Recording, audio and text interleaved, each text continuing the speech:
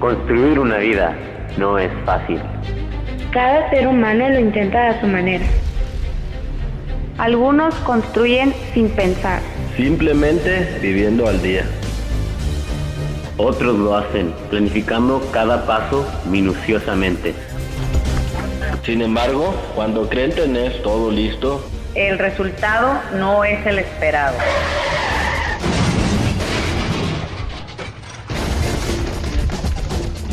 Hay que reconstruir. Para poder reconstruir, hay que primero remover el fundamento y construcción equivocada. Y si aprendemos a hacerlo, Dios va a reconstruir nuestra vida.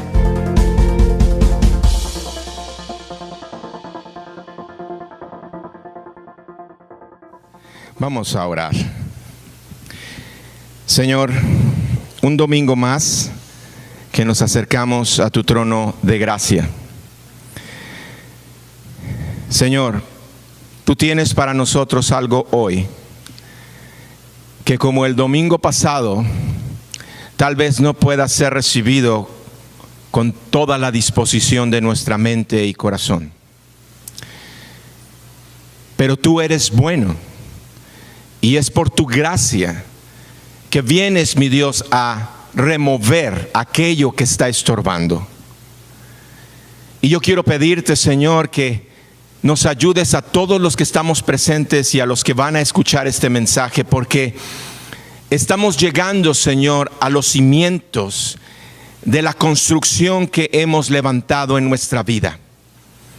Estamos llegando, Señor, a el punto, Señor, en donde comenzó una mala construcción sobre la cual comenzamos a levantar nuestra vida. Y esa es la razón por la cual no podemos obtener esa vida abundante que tú prometiste. Dios, yo quiero pedirte, Señor, que prepares nuestro espíritu, porque tu palabra dice que nuestro espíritu está presto, listo, hambriento, sediento a tu verdad. Pero es nuestra carne, Señor, la que es débil y la que opaca y la que frena y la que enmudece a nuestro espíritu. Y la batalla entre nuestra carne y el espíritu se libra en nuestra alma, en nuestra mente. Así que, bendito Dios, quiero pedirte, ayúdanos. Prepara el alma de todos los presentes con todos los pensamientos y emociones que tienen, para que podamos recibir tu palabra con disposición, mi Dios, de remover lo que estorba. En el nombre de Cristo Jesús, y Comunidad Viva dice amén, amén. Acompáñame por favor en la palabra a un pasaje que es el fundamento del mensaje de este domingo. Segunda de Corintios, un pasaje que ya estudiamos 2 domingos atrás, y lo estudiamos cuando nos dimos cuenta de cómo podemos llevar nuestros pensamientos tóxicos cautivos a la obediencia a Cristo. Pero hoy lo vamos a estudiar más detalladamente.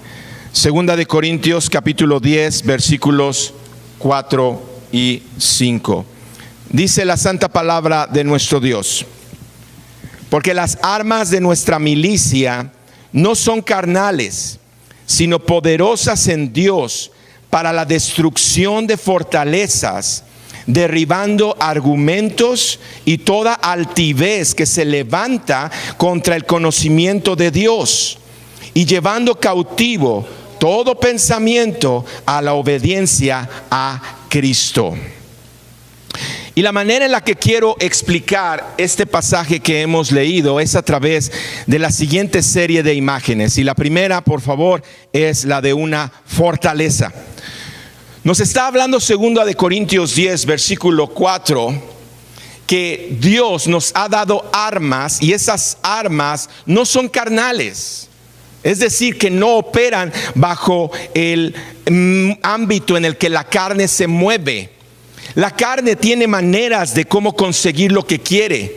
Es cuando miente, es cuando manipula, es cuando calumnia, es cuando se llena de envidia, de soberbia, de altivez. Sí, la carne tiene esa forma de poder resolver sus cosas. Pero aquí nos está diciendo la palabra algo muy importante. Las armas de nuestra milicia, las armas que Dios nos dio, no son carnales, sino que son poderosas en Dios para la destrucción de fortalezas. Y las fortalezas, si se tienen que derribar, es porque estamos en una serie que se llama Para poder reconstruir, hay que primero remover. Y el problema es que en tu vida, en la mía y en la de todo ser humano, se ha levantado esa fortaleza. ¿Y sabes qué es lo que se esconde en esa fortaleza? Lo más valioso para ti.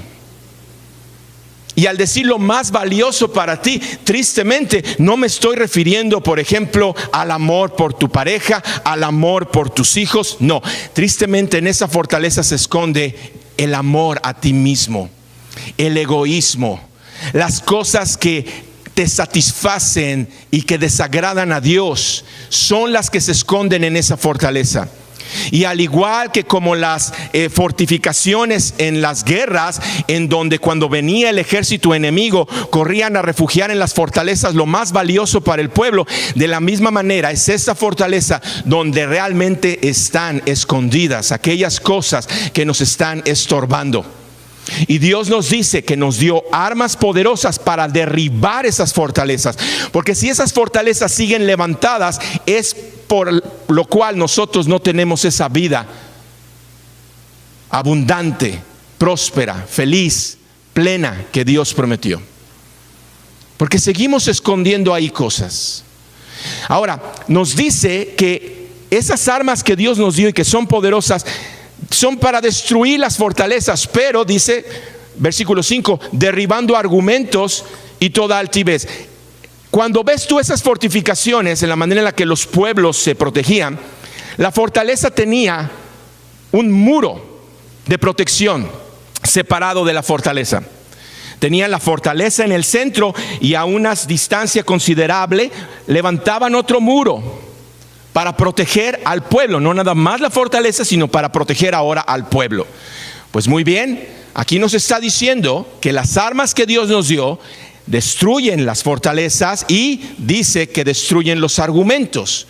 Esa otra fortificación de muros que se levantan también rígidos, fuertes, y que están diseñados no para proteger tus mejores intereses o los intereses de Dios, no, para proteger el pecado, para proteger las mañas, para proteger los vicios que tenemos, para proteger las malas costumbres que aprendimos y que venimos arrastrando por generaciones.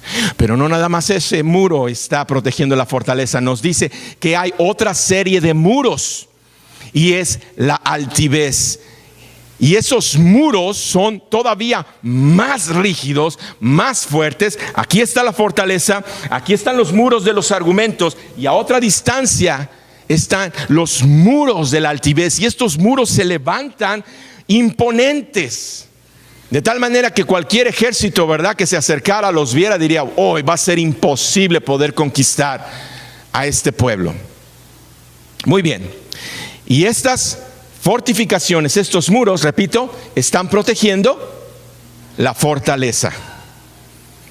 Y Dios nos está diciendo: yo les doy armas poderosas en Dios para derribar las fortalezas, para derribar los argumentos y para derribar la altivez.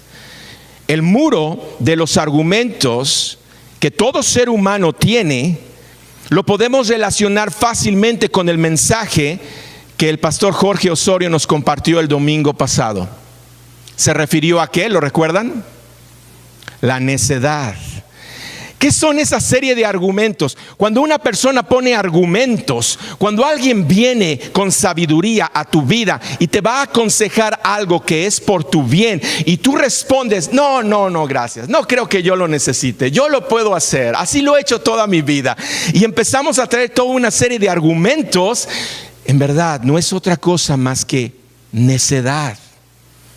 De no querer abrir nuestros oídos a gente más sabia que nos viene a abrir el entendimiento. Muy bien, Los argumentos se relacionan con la necedad, pero ahora quiero poner de su atención esta otra estructura fortificada que como un muro imponente se levanta para proteger la fortaleza, y que es la altivez. La altivez. Y les pido por favor que me acompañen a un recorrido breve sobre las diferentes construcciones que se han levantado a lo largo de la historia y poder encontrar el inicio del levantamiento de este muro que todo ser humano lleva, llamado la altivez. Acompáñenme por favor, vamos al primer libro de la Biblia, que tiene como título ¿cuál? La creación. Que bien, para propósitos de nuestra serie lo podemos llamar la construcción de Dios. Cómo Dios inició la construcción de todo, la creación. Y vamos de Génesis capítulo 1 a enfocarnos específicamente en el versículo 31. Acompáñenme, Génesis 1:31. Me ayudan todos juntos a leerlo. Dice: y vio Dios todo lo que había hecho, y he aquí que era bueno en gran manera, y fue la tarde y la mañana del día sexto. Por favor, pongamos esto como plataforma. Toda la construcción de Dios es buena. Todo lo que Dios construye es con buenos propósitos, con buenas intenciones, y tiene los mejores planes para edificar cualquier construcción, ¿sí? Pero ahora vamos a otra construcción, no muy retirada de esta construcción que acabamos de leer, el capítulo 3. Vamos a encontrar otro tipo de construcción, y de todo lo que podríamos estudiar referente a esta construcción, quiero enfocarme solamente en el versículo 1 de Génesis capítulo 3. ¿Me ayudas a leerlo? Pero la serpiente era astuta más que todos los animales del campo que Jehová Dios había hecho, la cual dijo a la mujer: con que Dios os ha dicho, no comáis de todo árbol del huerto. Este personaje llamado serpiente es el que inició otra construcción separada y contraria a la construcción de Dios. Y es este tipo de construcción la que impera el día de hoy. O mejor dicho, la que impera hasta el día de hoy. Repito, esta serpiente es la que inició otro tipo de construcción separada y contraria a la construcción de Dios, que es la que impera hasta hoy. Es la que la mayoría de las gentes escoge construir. Consciente o inconscientemente es la que recurren para construir su vida. Y para reforzar esto que les acabo de decir, quisiera mostrarles el siguiente logo y preguntarles: ¿ustedes saben qué logotipo es este? Porque este logotipo el día de hoy es muy común, es muy popular. Es más, yo considero que es una de las principales marcas o empresas, ¿verdad?, que hay el día de hoy. Pues bien, este logotipo representa una manzana mordida. Y bien puede ser la manzana de Edén, el fruto del árbol de la ciencia del bien y del mal, el fruto el cual Dios prohibió que se comiera. Y sin embargo vino este otro sujeto, la serpiente, y alteró la construcción de Dios y le ofreció al ser humano otra alternativa, en donde le dijo: no vas a morir, sino que Dios bien sabe que el día que comas de este fruto se van a abrir tus ojos y vas a ser como Dios. Y hasta el día de hoy es lo que el ser humano en general escoge. Y hay quienes, inclusive personas ejecutivas de esta empresa, que alegan que realmente lo que representa este logotipo es la mejor decisión que pudo haber tomado el ser humano, porque al morder esa manzana se abrió su capacidad intelectual para ser iluminado y poder entonces encontrar otras cosas que de no haberla mordido no lo hubiera podido encontrar. Entonces es muy popular esta forma de construir. Pues bien, sigamos el recorrido de las construcciones a lo largo de la historia. Vamos ahora a Génesis 11. La primera construcción es la construcción que Dios hizo y es buena en gran manera. La siguiente construcción es la de la serpiente, que vino a estar totalmente en contra de la forma de construir de Dios. Y ahora, ¿cómo siguió construyendo el ser humano? Génesis 11, versículo 1. Tenía entonces toda la tierra una sola lengua y unas mismas palabras. Y aconteció que cuando salieron de oriente, hallaron una llanura en la tierra de Sinar, y se establecieron allí. Y se dijeron unos a otros: vamos, hagamos ladrillo y cozámoslo con fuego. Y les sirvió el ladrillo en lugar de piedra y el asfalto en lugar de mezcla. Y dijeron: vamos, edifiquemos una ciudad y una torre cuya cúspide llegue al cielo, y hagámonos un nombre por si fuéramos esparcidos sobre la faz de toda la tierra. Y descendió Jehová para ver la ciudad y la torre que edificaban los hijos de los hombres. Y dijo Jehová: he aquí, el pueblo es uno, y todos estos tienen un solo lenguaje, y han comenzado la obra, y nada les hará desistir ahora de lo que han pensado hacer. Ahora pues descendamos y confundamos allí su lengua, para que ninguno entienda el habla de su compañero. Así los esparció Jehová desde allí sobre la faz de toda la tierra, y dejaron de edificar la ciudad.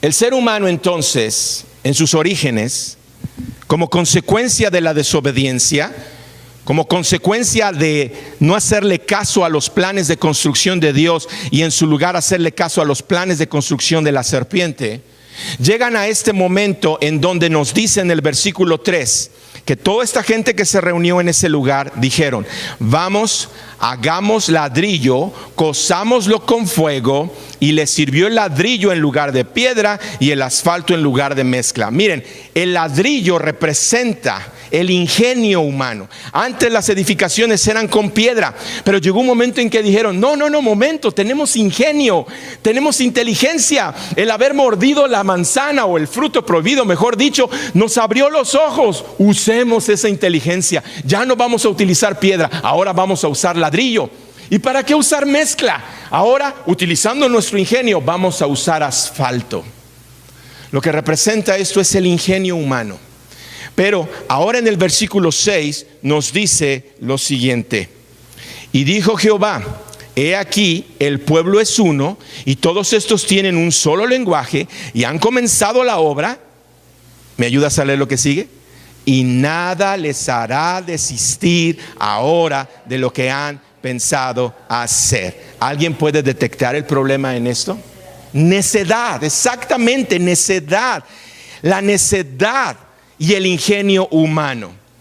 Ahora, el ingenio humano, que para muchos puede ser una virtud, quiero llevarte a la palabra de Dios para que nos demos cuenta lo que Dios dice, lo que la Biblia dice respecto al ingenio humano. Porque tú y yo podemos decir que es una virtud la inteligencia humana. Wow, el poder tener un cerebro desarrollado y capacidades intelectuales. Mira lo que la Biblia dice del ingenio humano. Santiago 3, versículos 14 y 15. Santiago 3, versículos 14 y 15 nos dice lo siguiente: pero si tenéis celos amargos y contención en vuestro corazón, no os jactéis ni mintáis contra la verdad, porque esta sabiduría no es la que desciende de lo alto, sino terrenal, animal, diabólica. Lo que Dios dice del ingenio humano es que su origen no es Dios. Su origen es la serpiente, su origen es el desobedecer a Dios, el haber mordido el fruto prohibido. Y este ingenio humano, que es diabólico, se combina con la necedad.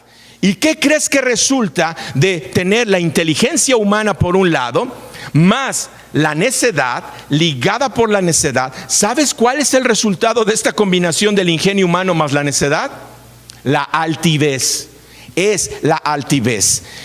Y esta altivez es uno de los elementos populares, repito, que se utiliza en la construcción de una vida. de una vida en sus diferentes formas y arquitectura. Desde muy pequeño lo vemos cuando los bebés manifiestan esta altivez. Y lo vemos hasta las personas ya mayores, adultas. Ahí está la necedad y el ingenio humano que generan la altivez.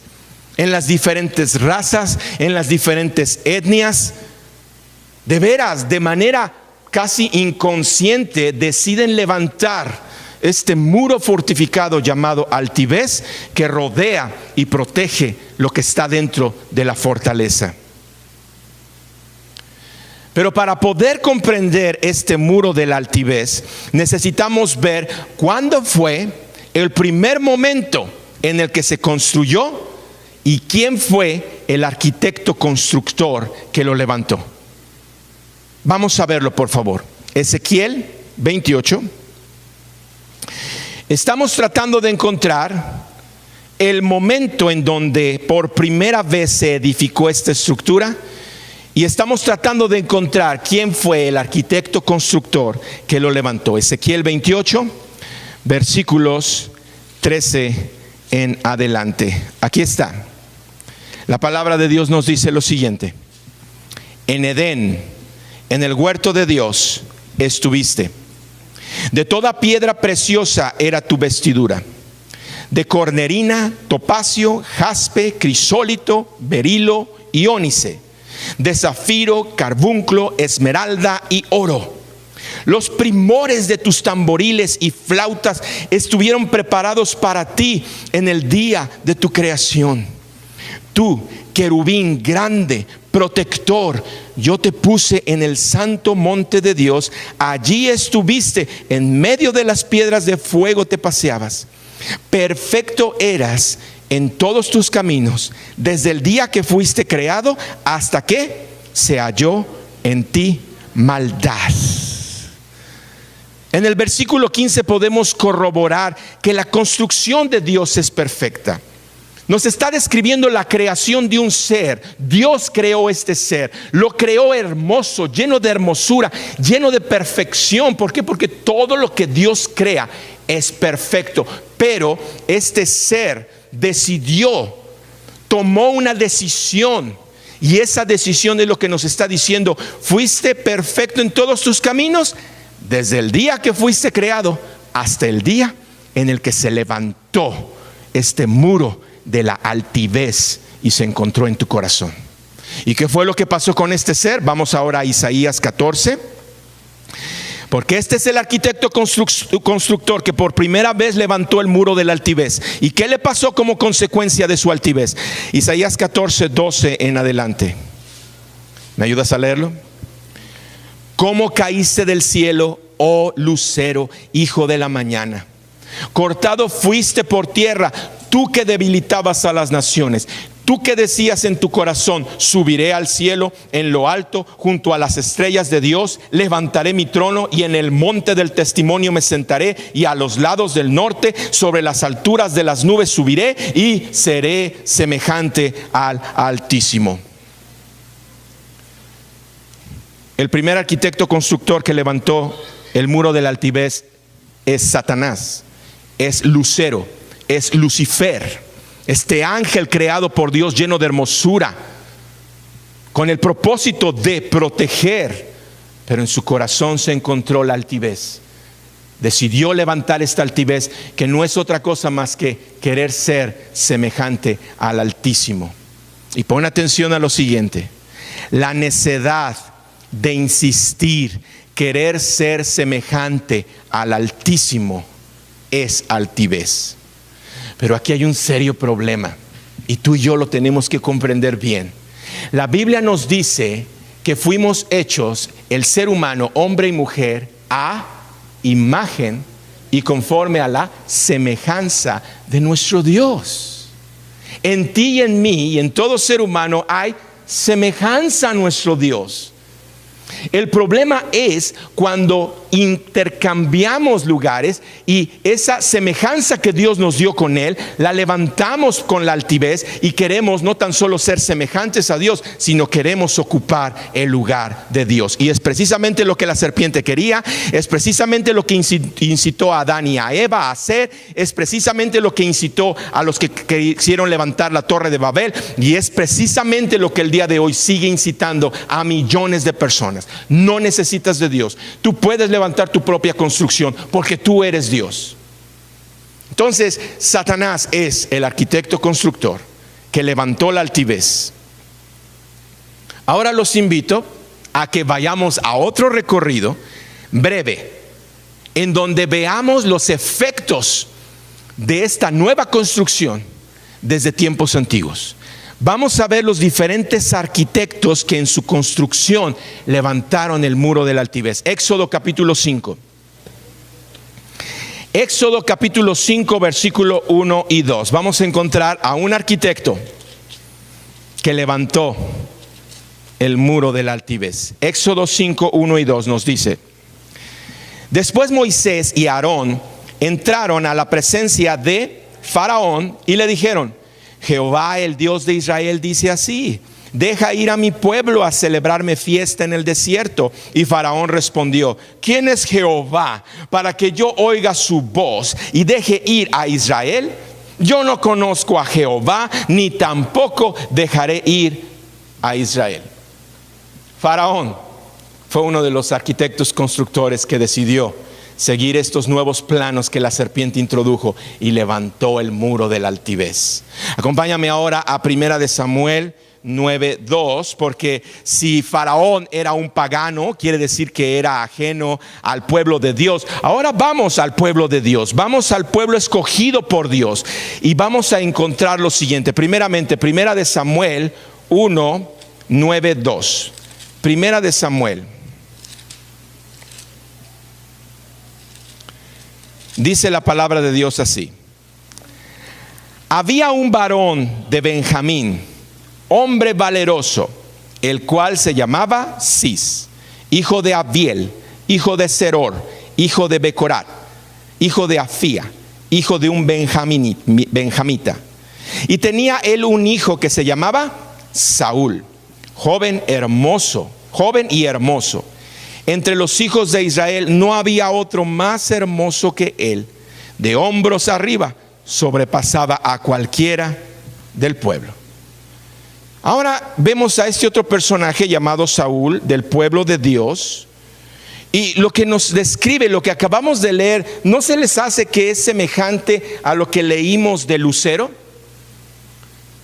Lucero fue creado con hermosura, con perfección. Y aquí nos está diciendo, y este personaje Saúl, no había otro más hermoso que él. De hombros para arriba sobrepasaba a cualquiera del pueblo. Pero en los inicios, Saúl realmente no se ve de esta manera imponente.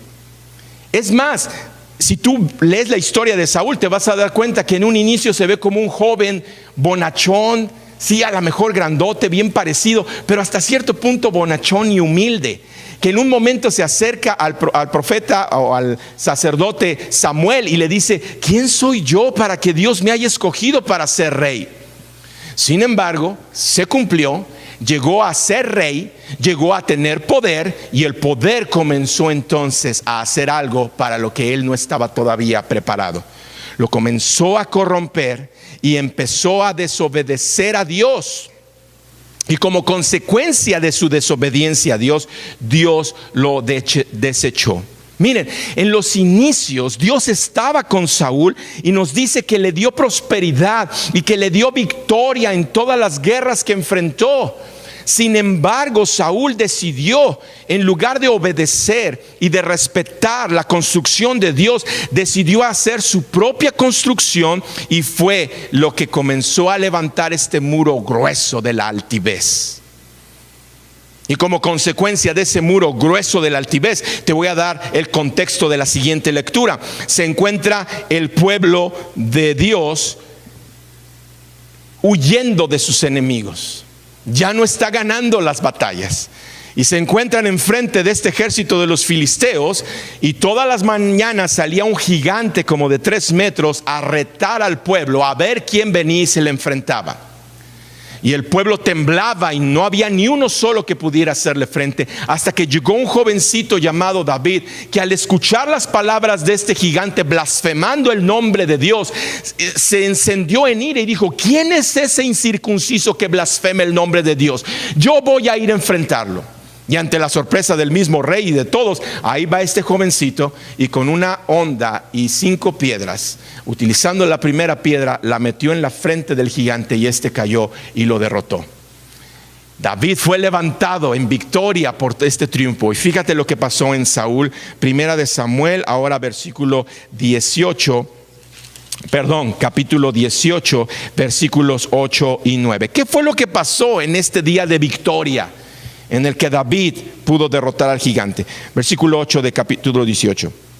Y se enojó Saúl en gran manera, y le desagradó este dicho, y dijo: a David dieron 10,000 y a mí 1,000, no le falta más que el reino.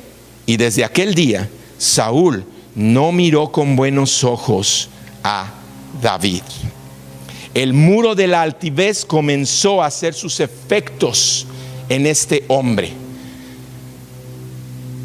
Ahora lo que está sucediendo es que llegó a tal grado la corrupción del corazón de Saúl, que comenzó a perseguir a David y lo quería matar. Y brevemente les quiero describir lo siguiente. En una de esas persecuciones, en la noche, David desciende y está enfrente de Saúl, y sus compañeros le dicen: mira, Jehová te ha puesto a Saúl en tus manos, mátalo, tú ya has sido ungido como rey. Y David, por ser noble de corazón, dijo: ¿voy a levantar yo la mano contra el ungido del Señor? No. Y le cortó un pedazo de su manto y se fue. A la mañana siguiente se levantaron, y David desde un punto alto le gritó: Saúl, Saúl, Padre mío, ¿por qué me persigues? ¿Por qué haces caso a esas voces que te incitan contra mí cuando yo no he hecho ni te he deseado ningún mal? Es más, mira, anoche Dios me permitió estar delante de ti y pude haberte eliminado, pero no lo hice, y aquí está la muestra: tengo un pedazo de tu manto. Y esto es para demostrarte que yo no quiero hacerte daño. ¿Por qué estás tú, su majestad, su rey, persiguiendo un perro como yo? Y dice que el corazón de Saúl se conmovió, comenzó a llorar y dijo: ¿no es esa la voz de mi hijo David? David, David, hijo mío, perdóname, ¿cómo puedo yo atentar contra tu vida cuando me has demostrado que eres noble y bueno de corazón? Parece que se arrepintió y se retiró. Bueno, ¿tú crees que en verdad él llegó a esa convicción de ya no perseguir a David? No. ¿Por qué?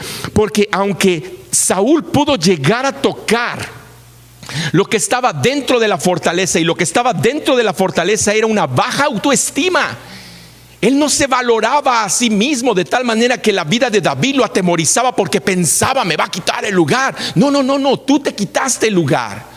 Dios te lo dio, tú fuiste el que fallaste, tú fuiste el que te quitaste el lugar. David no viene a quitártelo, pero es ese temor que él encerró en la fortaleza. Y cuando viene un entendimiento, cuando viene a realizar lo que está sucediendo, dice: ¿qué estoy haciendo? O sea, ¿cómo es posible que yo vaya a atentar contra este joven cuando él me ha dado evidencias de que es bueno? Sí, tocó la fortaleza, llegó al punto, llegó al meollo. Parece ser que la fortaleza se va a derribar y Saúl va a quedar libre de esta opresión, pero regresa a su palacio, y entonces el muro de la altivez detiene todo ese intento y esfuerzo de ablandar el corazón de Saúl y que se derribe la fortaleza, y vuelve una vez más en soberbia a levantarse y quiere ir y matar a David. ¿Por qué? Porque el muro de la altivez, el muro de la necedad o de los argumentos están protegiendo la fortaleza. Y por eso es que un alcohólico se levanta frustrado, decepcionado, asqueado de su vicio y dice: no quiero volver al alcoholismo, pero no puede. ¿Por qué? Porque no es suficiente para que se derribe la fortaleza, porque hay muros fuertes de argumentos. Es que mis hijos, es que mi esposa, es que el gobierno, y detienen todo intento de sensibilizar el corazón. Y no nada más son los argumentos, hay una serie más fuerte de muros, que es la altivez. Y la altivez es algo que está metido hasta la médula en todo ser humano. La altivez básicamente es el decir: ¿quién eres tú para venir a decirme lo que yo tengo que hacer? ¿Que no sabes con quién estás hablando? ¿Que no te das cuenta de la investidura que tengo? Y créeme, por eso les digo que esa es la manera en la que el día de hoy la mayoría de la gente sigue esta construcción. Yo conozco hombres, mujeres, padres de familia, cristianos, que en su mente han llegado a tener esta idea de construir en sus hijos estos planos equivocados. Yo quiero que mi hijo sea alguien que comprenda que nació para dirigir. Yo no quiero que nadie venga y subaje a mi hijo, así que yo le doy permiso, sí, de que se ponga en el nivel que es. Y yo escucho y digo: bueno, esos son tus planos, pero no son los planos de mi Dios, de mi arquitecto constructor, que es manso y es humilde de corazón. Acompáñame un pasaje más, Daniel 11:36. Estamos viendo a los diferentes arquitectos constructores que han levantado la altivez. Vamos al libro del profeta Daniel, capítulo 11, versículo 36. ¿Ya lo tienen? Dice la palabra de Dios de la siguiente manera: y el rey hará su voluntad y se ensoberbecerá y se engrandecerá sobre todo Dios, y contra el Dios de los dioses hablará maravillas y prosperará hasta que sea consumada la ira, porque lo determinado se cumplirá. ¿Tú sabes a quién se está refiriendo Daniel proféticamente, proyectándose al futuro? Al anticristo. El anticristo, cuando se presente, va a manifestar la altivez en su máxima expresión. ¿Por qué? Porque es lo que aprendió de su padre, el diablo. ¿Me pueden tolerar a un mal arquitecto constructor más? ¿Sí? Vamos por favor a alguien que es muy interesante y lo quiero tocar, porque si hemos visto ya a un gentil, es decir, alguien que no está en el pueblo de Dios, ya vimos a alguien que está dentro del pueblo de Dios, a Saúl, y vimos ahora a también el anticristo. Quiero ir a alguien importante de entender, que es Josafat, el rey Josafat. Segunda de Crónicas 17, versículos 3 y 5. Por favor, vamos rápidamente. Segunda de Crónicas 17. ¿Qué podemos nosotros aprender de este rey llamado Josafat? 17, 3 y 5. Escuchemos por favor. Y Jehová estuvo con Josafat, porque anduvo en los primeros caminos de David su padre, y no buscó a los Baales, es decir, a los demonios, sino que buscó al Dios de su padre, y anduvo en sus mandamientos y no según las obras de Israel. Jehová, por tanto, confirmó el reino en su mano, y todo Judá dio a Josafat presentes, y tuvo riquezas y gloria en abundancia. Por favor, no los quiero perder. Déjenme rápidamente explicar lo que está sucediendo. David llegó a tener el reino y lo consolidó, y fue el momento más próspero en la vida de este pueblo de Israel. Y el hijo de David, Salomón, fue el que heredó el reino, pero Salomón ya no fue tan sensible a las cosas de Dios como lo fue su padre David. Y aunque la Biblia nos dice que sí fue el hombre más inteligente, también fue el hombre que se metió con más de 600 mujeres y tomó mujeres de otros pueblos, y su corazón comenzó a corromperse. Pero realmente el problema fue en la siguiente generación. ¿Por qué? Porque Roboam, su hijo, heredó el reino y fue el rey que ocasionó la división. Por la dureza de este rey, viene entonces de parte de las tribus, 10 tribus, a reclamarle y a decirle: queremos que nos trates mejor, porque tu padre fue muy duro. Y dice que Roboam respondió de acuerdo al consejo de los jóvenes inmaduros como él, no de acuerdo al consejo de los ancianos. Y les dijo, pues si mi padre fue duro, yo voy a ser más todavía con ustedes. Entonces, a raíz de esto, Jeroboam se lleva a 10 tribus y generan lo que es el reino de Israel. Ahora tenemos el reino de Judá y tenemos el reino de Israel. Se divide el reino. Bien, todos los reyes de Israel fueron malos. Todos, ni uno solo fue bueno. Todos estuvieron fuera de los caminos de Dios. Todos le hicieron caso a la construcción de la serpiente y no a la construcción de Dios. Y en el reino de Judá hubo reyes buenos en su inicio, pero se fueron poco a poco corrompiendo. Bien, Josafat es un rey bueno. Dice que hizo las cosas bien, que agradó a Dios conforme al Dios de sus padres, de David. ¿Sí? Y que Dios le entregó reino, riqueza. Muy bien. Decidió hacer lo correcto, decidió seguir la construcción de Dios, y nos dice la palabra que decidió remover los lugares altos. ¿Qué significa esto? Que antes de él, los reyes de Judá no habían podido quitar los lugares altos. Mira, lugares altos es como si tú vas a Tijuana y encuentras en diferentes lugares altares a ídolos que el pueblo levanta y que van y le entregan su adoración. Nos dice que Josafat sí fue, y aparte de restaurar el culto en el templo y todo, a quitar los lugares, removió los lugares altos. Pero, por favor, pon atención a lo siguiente en Segunda de Crónicas, capítulo 18, versículo 1. Pon atención. Por eso es que la Biblia la tenemos que leer con entendimiento, porque si no se nos escapan estos detalles. Un solo versículo que nos va a revelar muchísimo de Josafat. ¿Me ayudas a leerlo? Dice: tenía pues Josafat riquezas y gloria en abundancia, y contrajo parentesco con Acab, rey de Israel. Ahora, ¿cuántos reyes buenos hubo en Israel? Ninguno. Acab era un rey y de hecho fue uno de los peores. Sin embargo, Josafat emparentó con el rey Acab. Y tú dices, ¿cómo es posible? Bueno, yo al leer la escritura varias veces y tratar de responder esta pregunta, digo, si Josafat era un rey bueno y él comprendía que la división del reino fue algo equivocado y que realmente las 10 tribus que se fueran siguen siendo sus hermanos, él quiso acercarse y emparentar con el rey Acab, a lo mejor en su mente pensando, quiero ayudarlo a que recapacite. Y la verdad, cuando tú ves los diálogos de Josafat con Acab, Josafat se mantiene en integridad.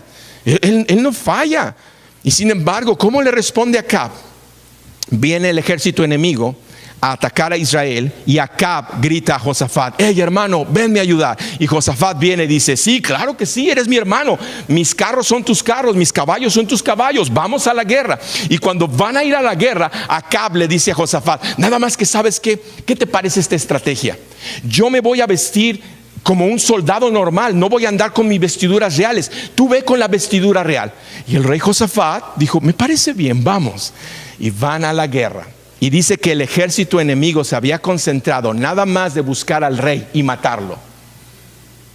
Y cuando van a identificar al rey y van directo a matarlo, se acercan y dicen: no, él no es Acab.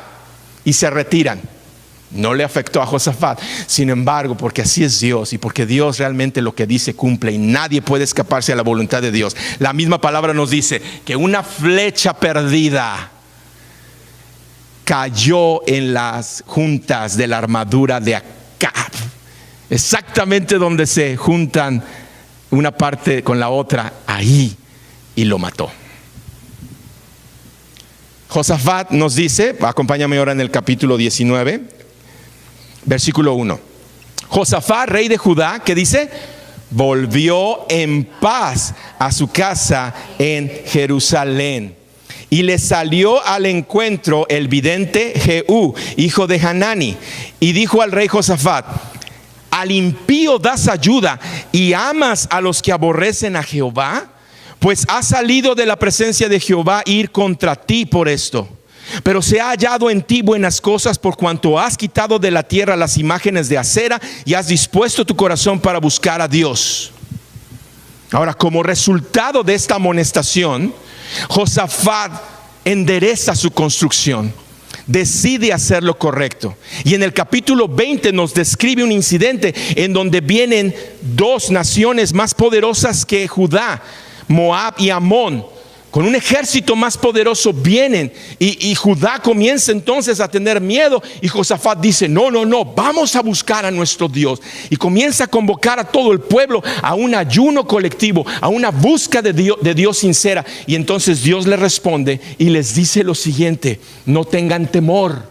Es más, ni siquiera van ustedes que meter la mano, yo voy a encargarme de este ejército. ¿Qué fue lo que sucedió? Que Dios lo cumplió. Ni siquiera el ejército de Judá y el rey Josafat tuvieron que levantar la espada para ir a la guerra. En la madrugada comenzaron, porque Dios así lo incitó, a levantarse, y como no veían, pensaron que el que estaba enfrente era el enemigo, y entre ellos mismos comenzaron a matarse, y en unas cuantas horas todo este ejército se había eliminado a sí mismo. Así es Dios. Así es Dios, y respondió al clamor de Josafat. Pero aquí está lo que quiero poner de su atención. Aquí está lo importante, porque si bien Josafat inició bien y Josafat hizo algo equivocado, y viene la amonestación y se corrige, por favor, ve cómo termina la vida de Josafat. Segunda de Crónicas 20, 35 y 37. ¿Lo tienen?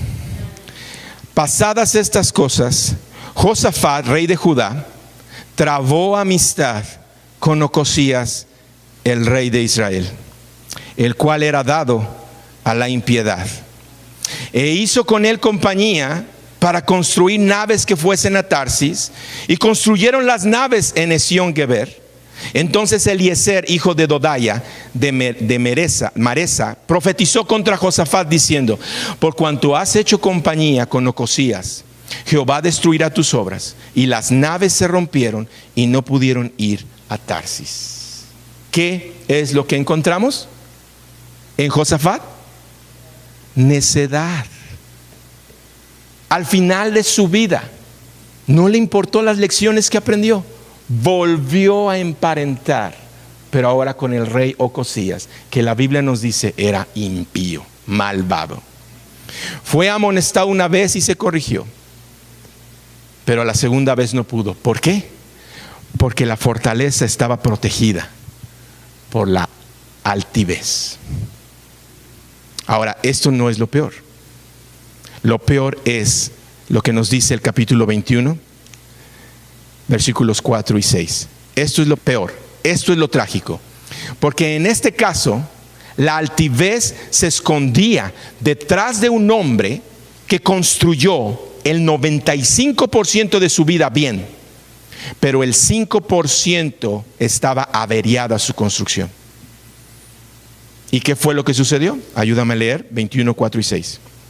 Fue elevado pues Joram, el hijo de Josafat, al reino de su padre, y luego que se hizo fuerte, mató a espada a todos sus hermanos y también a algunos de los príncipes de Israel. Cuando comenzó a reinar era de 32 años y reinó 8 años en Jerusalén, y anduvo en el camino de los reyes de Israel, como hizo la casa de Acab, porque tenía por mujer a la hija de Acab, e hizo lo malo ante los ojos de Jehová. ¿Qué es lo trágico? Lo trágico es que también la altivez se puede esconder detrás de un hombre de buena apariencia, humilde, noble, sencillo. Sí, la altivez se manifiesta en hombres que son duros y gritan y manotean y ¡ay, qué altivo, qué soberbio! Pero también la altivez es escurridiza y se esconde detrás de una persona que puede tener el 95% de su vida con una actitud correcta, pero el 5% corrupta. Lo trágico es entonces, como ya lo estudiamos, que los hijos son los que siguen utilizando los mismos materiales y estructuras deterioradas con las que construyeron sus antepasados. Pero en el caso de lo que acabamos de leer, se empeoró todavía. Este hombre tomó de los materiales que su padre utilizó para construir su vida, pero todavía hizo cosas peores. ¿Y están listos para lo siguiente? ¿Están preparados para lo siguiente que les voy a comunicar? Porque todo lo que hemos visto hasta ahora realmente es la manera en la que tú y yo hemos construido nuestra vida. La manera en la que tú y yo y todo ser humano ha construido, consciente o inconscientemente, nuestra vida. Hemos levantado los muros de la necedad y hemos levantado los muros de la altivez. Y si no tenemos el valor y la sensatez de reconocer esto, quiere decir que todavía el muro de la altivez no nos permite ver. Pero esta es la realidad. Esta es la tragedia del ser humano, que consciente o inconscientemente hemos levantado muros de necedad y muros de altivez en nuestra vida. Y estamos en una serie que se llama Reconstruir, pero para poder reconstruir hay que primero remover. Dios quiere reconstruir en nuestra vida, pero no sé cuál sea tu caso. No sé cuál sea tu caso, pero este es mi caso en mi familia, en mi hijo, en mis hijas. Nos urge reconstruir. Pero para poder reconstruir hay que remover. Y yo no quiero la necedad, yo no quiero la altivez en mi vida, no quiero la necedad, ni quiero la altivez en mi esposa. Yo no quiero la necedad, ni quiero la altivez en mi hijo y en mis hijas. Repito, no sé cuál sea tu caso, pero en mi caso de veras yo determiné, no puede haber necedad ni altivez. Y el primero que tiene que trabajar para que esto sea posible soy yo. ¿Por qué? Porque yo soy el modelo que sigue mi esposa y mis hijos para construir su propia vida. ¿Y qué es lo que hace Dios cuando ve esta situación de encontrar la necedad y de encontrar la altivez? Él no va a permitirlo. Dios es bueno y por eso es que viene a tu vida y golpea estas estructuras y se simbran. Y a veces tú te sientes mal y dices, ¿por qué, Dios? Porque estoy derribando la necedad y la altivez que hay en ti. Tú no la puedes ver, estás ciego. Dices, soy muy bueno, soy muy buena, no le he hecho daño a nadie. ¿Por qué me pasa esto a mí? Porque realmente en el meollo, en lo profundo, en la base del cimiento de tu construcción hay necedad y hay altivez. Y porque Dios nos ama, viene y sigue golpeando y golpeando y golpeando hasta que finalmente, si tú lo permites y yo lo permito, se derribe y caigamos rendidos delante de Dios diciendo, basta, basta, me rindo, hágase tu voluntad, construye como tú quieres. Acompáñame por favor a Isaías 2:17. Isaías capítulo 2, versículo 17. Que esto se quede grabado en nuestro corazón, porque este es nuestro Dios. 2:17 nos dice lo siguiente: la altivez del hombre y mujer, ¿qué dice? Será abatida, y la soberbia de los hombres y mujeres será humillada, y solo Jehová será exaltado en aquel día. Eso nos dice la palabra, y hay quienes neciamente dicen, no, yo me voy a salir con la mía. Eso es lo que el día de hoy, este nuevo movimiento que está preparando la plataforma para recibir el anticristo, es lo que están haciendo. Viene su Dios, viene el ser más altivo y soberbio al que le han entregado su vida y que creen que viene a traer las verdaderas respuestas a su necesidad. Bueno, allá ellos, pero Dios no va a dejar a ningún altivo de en pie. ¿Hay necio alguno que con altivez cree que pueda más que Dios? Pues neciamente sí lo hay. Y ustedes están enfrente de uno. Porque a lo largo de mi vida yo me he tenido que enfrentar en estos momentos en donde me doy cuenta que hay necedad en mi corazón. Cuando alguien viene con buenas intenciones a darme un buen consejo, y cuando yo lo escucho digo dentro de mí, porque ni siquiera se lo digo de frente, no, esto no es para mí. O sea, pues ¿quién cree que soy? O sea, que soy un neófito, un novato que no sé. O sea, y le sonrío, ¿verdad? Y todo, ok, muchas gracias, hermano, que Dios le bendiga, ¿verdad? Y se va. Pero realmente en mi corazón viene toda esta necedad y altivez, que no es otra cosa más que desobediencia a Dios. Y como ya se los dije, yo no quiero la altivez ni la necedad en mi vida en la vida de mi esposa, en la vida de mi hijo, en la vida de mis hijas y en la vida de Comunidad Viva. No quiero la altivez ni la necedad, porque es altamente destructiva. Y todo lo que quieras tú seguir construyendo neciamente con estos muros levantados, al final se va a derribar. Y cuando venga ese día, el dolor va a ser mucho más grande que el dolor que ahorita podemos experimentar cuando simplemente nos rendimos a Dios y le decimos: basta, hágase tu voluntad. ¿Por qué? Porque ahorita todavía hay esperanza. Y sí nos va a doler dejar cosas que pensábamos que eran para nuestro bien. Y sí nos va a doler cuando veamos nuestro carácter, pero es que yo pensaba, y nos demos cuenta que no.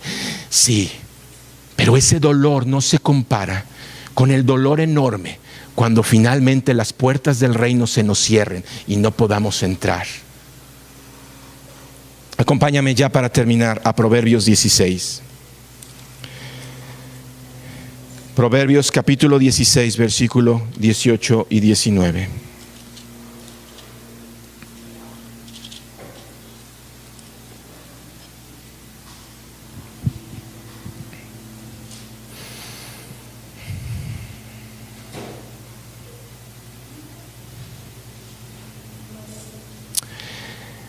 ¿Me ayudas a leerlo? Antes del quebrantamiento es la soberbia, y antes de la caída la altivez de espíritu. Mejor es humillar el espíritu con los humildes que repartir despojos con los soberbios. Lo que Dios nos está diciendo en la vida de todo ser humano, como consecuencia de haber seguido el plano equivocado y de haber levantado los muros de la necedad y los muros de la altivez. Antes del quebrantamiento es la soberbia, la altivez. Pero Dios nos ama y ya tiene preparadas sus, ¿cómo le llaman estas máquinas que golpean duro, verdad? Que es una demoledora, una bola de metal que viene, y ya están preparadas, ya están listas. Lo único que necesita es que tú le des la orden y digas: Señor, sí, y que venga y arrase y te lleve a lo que nos dice aquí, la humildad. El domingo que entra vamos a estudiar cómo podemos remover la necedad y la altivez. Cómo podemos realmente, al darnos cuenta de que hay necedad y hay altivez en mi vida, removerla. Y vamos a estudiar que Dios lo hace de una manera en la cual le llama aquí quebrantamiento. El quebrantamiento es lo que comienza a doblarnos y a doblarnos y a doblarnos hasta que finalmente nos rendimos a nuestro Dios. Vamos a orar. Padre, Cristo, Espíritu Santo, nos presentamos delante de ti, cada uno en lo individual, en su plática contigo, arreglando cuentas de lo que tus removedoras comenzaron a hacer en nuestra vida. El terreno sobre el cual habíamos edificado nuestra vida no estaba del todo firme. Nos estás enseñando en verdad lo débiles que somos, lo impotente que somos, y nos habíamos querido esconder detrás de una fachada de necedad y de altivez que la realidad no ha venido a satisfacer en lo más mínimo el verdadero anhelo de nuestro espíritu. Porque nuestro espíritu clama a ti, Abba Padre. Porque nuestro espíritu a tu verdad está presto. Pero es esta carne la que nos jala y nos vuelve a meter en ese lodo grueso, en ese pantano en el que por más que nos esforzamos, en lugar de salir parece que nos hundimos más. Y tú enviaste una nueva construcción que no tiene que ver nada con la necedad y con la altivez. Al contrario, esta nueva construcción, los elementos, los materiales que resaltan son la humildad y el quebrantamiento. Y esta nueva estructura es la cruz de Cristo. La cruz en la cual Él, teniendo toda la autoridad como Rey de Reyes y Señor de Señores, de poner a sus enemigos en su lugar, permaneció en silencio delante de sus acusadores, habiendo tenido todo el derecho para decir: bájenme de la cruz, yo no merezco estar aquí, yo no he hecho esos pecados, yo viví una vida sin pecado. Sin embargo, por esa humildad decidió hacerse siervo, y su servidumbre lo llevó a morir en la cruz, cargando pecados que no eran de Él, sino el pecado mío y el tuyo. Y eso es lo que Dios viene a ofrecernos. Esa es la respuesta que neciamente el mundo se resiste a creer. Él es el único que puede sacarnos del pantano en el que hemos caído. Tomémonos de su cruz. Aprendamos de nuestro Señor Jesucristo, que es manso y humilde de corazón, y hallaremos el reposo y el socorro para nuestra vida. En el nombre de Cristo Jesús. Amén.